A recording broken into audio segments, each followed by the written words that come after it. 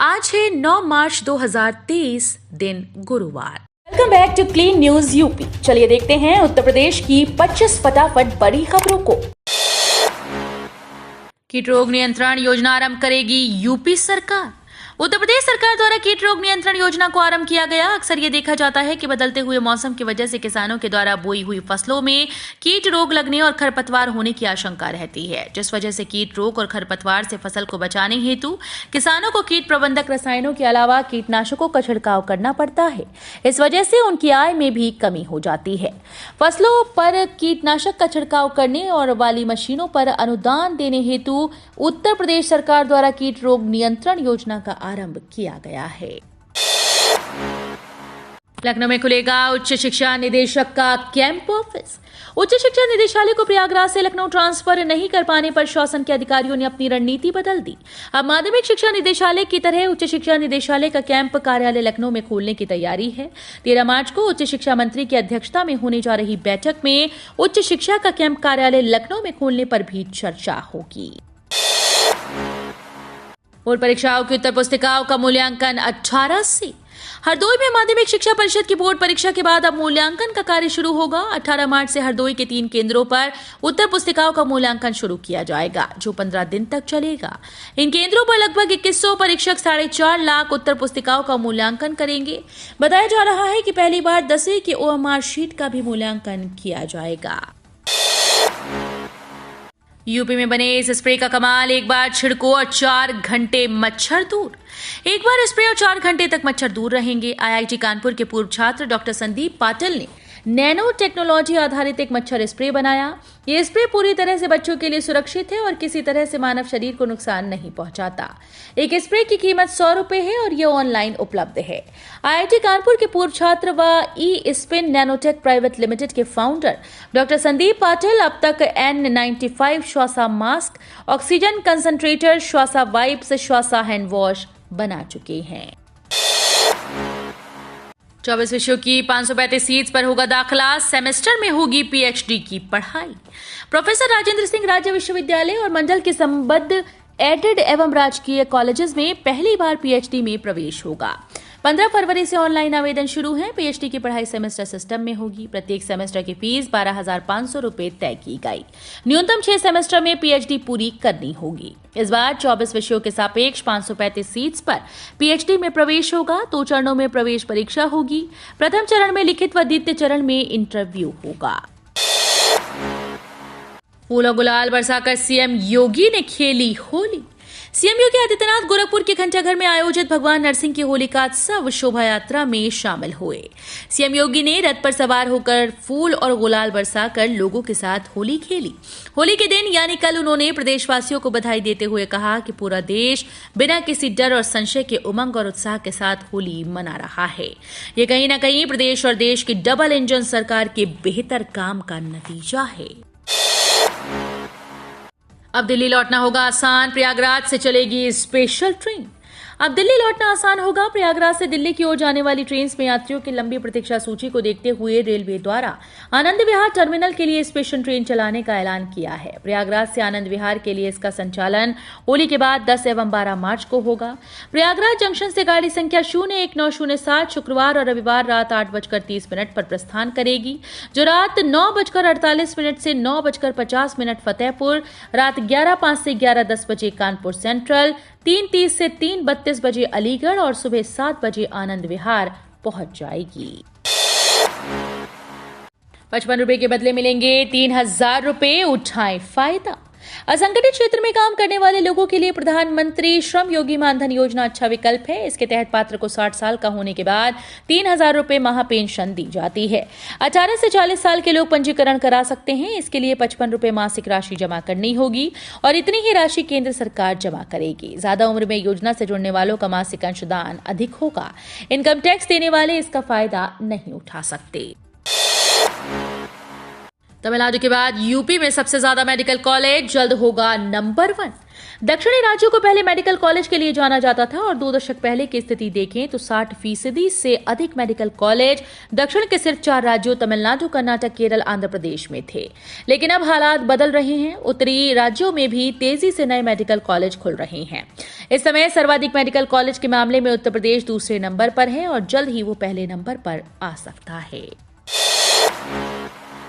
बिजली विभाग करेगा लोड शेड, बढ़ा हुआ निकला तो लगाया जाएगा जुर्माना। हाथरस जिले के जिन किसानों के नलकूप का लोड कम है और ज्यादा लोड का वहन कर रहे हैं, अब उनके जेब पर जुर्माने का बोझ बढ़ने वाला है। बिजली विभाग द्वारा खपत का आकलन करने के लिए मीटर लगाए जा रहे हैं। चेकिंग में लोड अधिक मिलने पर जुर्माना लगाया जाएगा। उपभोक्ता विभाग में प्रार्थना पत्र देकर मीटर का लोड बढ़वा सकते हैं। हाथरस में वर्तमान में 19,000 से अधिक नलकूप उपभोक्ता हैं। अब बिजली विभाग द्वारा नलकूपों पर मीटर लगाए जा रहे हैं। ट्रेन यात्रियों को राहत, यात्री टिकट सुविधा केंद्र पर मिलेगा जनरल और आरक्षण का टिकट। रेलवे के आरक्षण काउंटर पर लंबी लाइन है तो परेशान ना हो, यात्री टिकट सुविधा केंद्र से आरक्षित टिकट आसानी से मिल जाएगा। सहूलियत यह है कि यात्री को ट्रेन में रिजर्वेशन के साथ जनरल टिकट भी मिल सकेगा। हालांकि सुविधा केंद्र से यात्री को स्लीपर पर 30 व एसी की बुकिंग पर 40 रुपए प्रति यात्री अतिरिक्त राशि देनी होगी। पूरी रकम के साथ ही केंद्र से टिकट मिलेगा। सुबह 8 बजे से लेकर रात 10 बजे तक ये सुविधा केंद्र संचालित रहेंगी। आजम खान को फिर झटका, ट्रस्ट से छिना जौहर शोध संस्थान, लीज डीड हुई निरस्त। सपा के राष्ट्रीय महासचिव मोहम्मद आजम खान को एक बार फिर से झटका लगा। असम के कब्जे से जौहर शोध संस्थान कागजों में वापस ले लिया गया। आजम खान के जौहर ट्रस्ट को 100 रुपए सालाना की लीज पर दिए जौहर शोध संस्थान के बारे में एसआईटी ने 6 माह पूर्व शासन को रिपोर्ट दी थी। इसमें कहा गया था कि मौलाना मोहम्मद अली जौहर शोध संस्थान के उद्देश्यों में उर्दू, अरबी और फारसी विषयों में उच्च शिक्षा की व्यवस्था करना और शोध कार्य कराना था। लेकिन आजम ने उच्च शिक्षा के स्थान पर सभी विषयों में प्राथमिक और माध्यमिक शिक्षा जुड़ाव दिया। सभा का मिशन 2024 शुरू, कोलकाता में होने जा रही है पार्टी की राष्ट्रीय कार्यकारिणी बैठक। समाजवादी पार्टी मिशन 2024 में जुट गई। इसकी शुरुआत कोलकाता से होगी, जहां समाजवादी पार्टी अपना राष्ट्रीय कार्यकारिणी की बैठक करेगी। ये बैठक 3 दिनों तक होगी। 17 से 19 मार्च के बीच कोलकाता में पार्टी की राष्ट्रीय कार्यकारिणी होनी है। अखिलेश यादव की तीसरी बार राष्ट्रीय अध्यक्ष चुने जाने के बाद ये कार्यकारिणी की बैठक हो रही है। माना जा रहा है कि समाजवादी पार्टी की मिशन 2024 की शुरुआत यहीं से होगी। पूर्व गृह मंत्री महाराजा समथर का लखनऊ में निधन।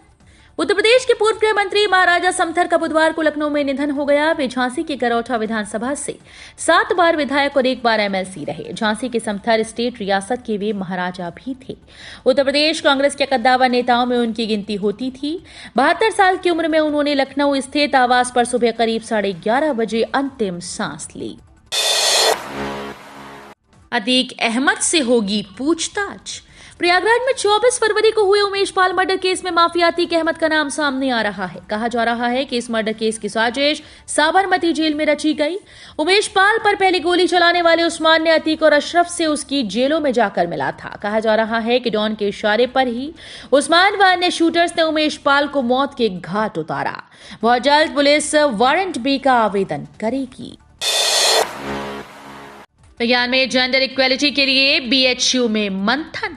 अंतर्राष्ट्रीय महिला दिवस के उपलक्ष्य पर काशी हिंदू विश्वविद्यालय में जेंडर इन इक्वेलिटी को खत्म करने की पहल की गई।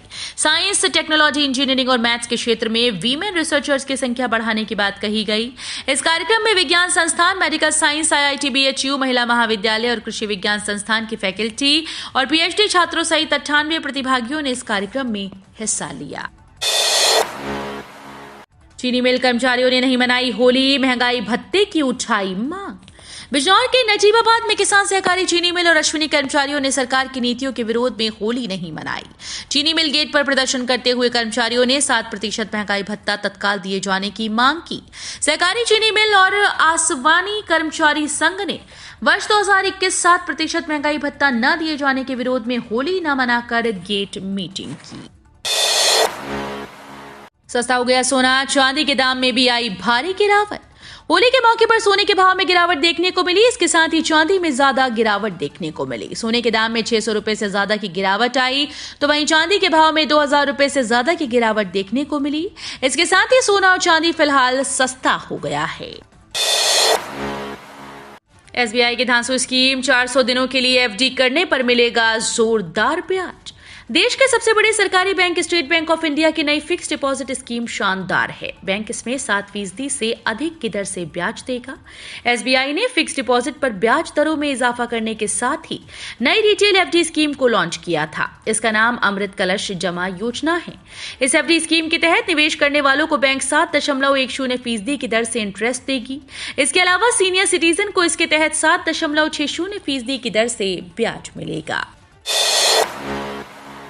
पीएम मोदी उछालेंगे भारत ऑस्ट्रेलिया के चौथे टेस्ट मैच का टॉस कॉइन। भारत और ऑस्ट्रेलिया के बीच बॉर्डर गावस्कर ट्रॉफी का चौथा और आखिरी टेस्ट मैच आज 9 मार्च से अहमदाबाद के नरेंद्र मोदी स्टेडियम में खेला जाएगा। भारत और ऑस्ट्रेलिया दोनों के लिए ये मैच काफी खास होगा, क्योंकि अगर भारत जीता तो सीरीज पर भी कब्जा होगा और वर्ल्ड टेस्ट चैंपियनशिप के फाइनल में जाने का मौका मिलेगा। वहीं अगर ऑस्ट्रेलिया जीती तो वो लगातार तीसरी बार बॉर्डर गावस्कर ट्रॉफी हारने से बच जाएगी।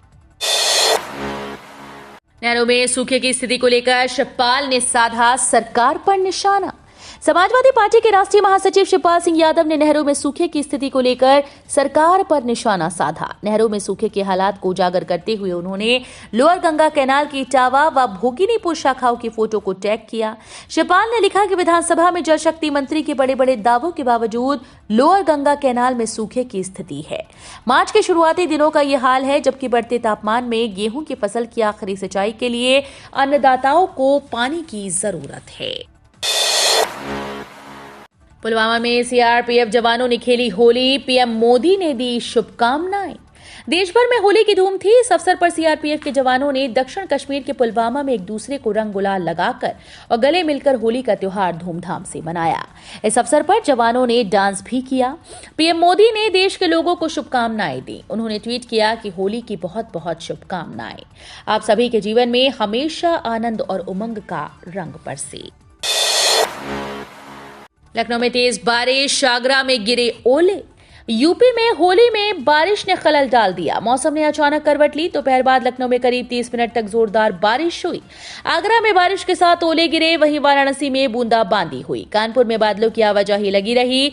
मौसम विभाग ने आगरा, फिरोजाबाद, इटावा, अलीगढ़, हाथरस, मैनपुरी, एटा बस्ती, सिद्धार्थनगर, महाराजगंज, गोरखपुर, संत कबीर नगर, वाराणसी और इसके आसपास के जिलों में अगले 3 दिन तक बारिश का अलर्ट जारी किया है।